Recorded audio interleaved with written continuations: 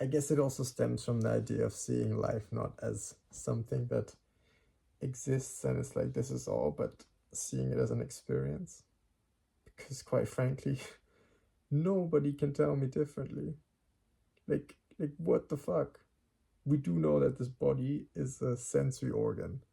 It's one big ass sensory organ with all these sensory organs up here and everywhere, but that's all we know.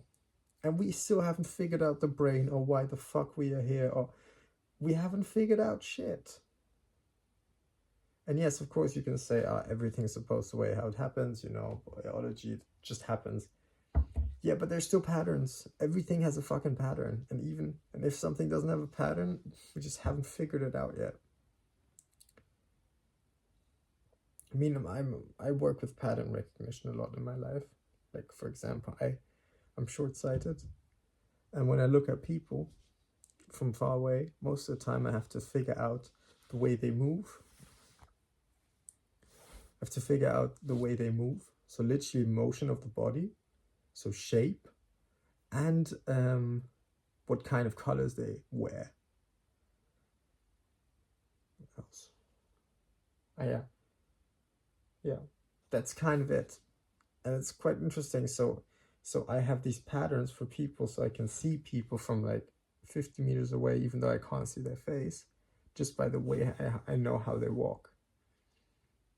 And with that being said, everything has patterns. The way people interact with each other, what people are scared of, every single thing is a pattern. It's a system.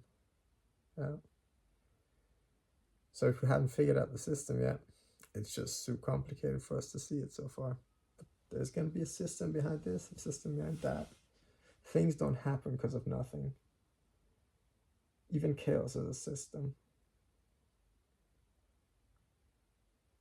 That's the whole question if chaos is even chaos, or if chaos is always just an order that's too big for us to even understand.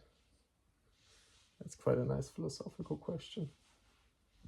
I told it to somebody once, and I don't know, I felt like they weren't really picking up on what I was trying to imply and was trying to get into a discussion about. I really like that topic. In general, like being a bit disconnected from everything, in the sense of not feeling every emotion and taking it as this like, wow, this is how it is at the moment, but kind of labeling it as, hey, this is just something that happens to me at the moment.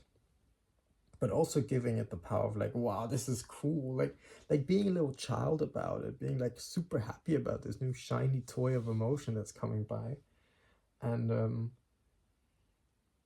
I guess for that you do need to be very respectful for yourself, You do need to be trustworthy and be like, hey, whatever happens, I got you. You need to have your own back. Which I did really invest into the last year. Like, yeah. I do pull through.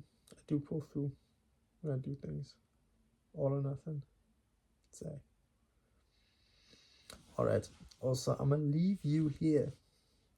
I want to do a video to keep my consistency up. I'm also posting normal videos and not just shorts.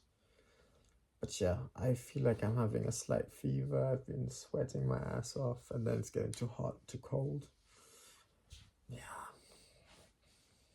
Interesting vibes, but I guess that's just how it is.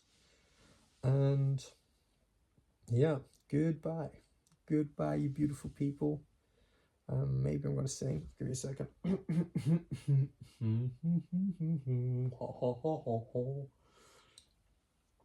Bye bye, my dear friend.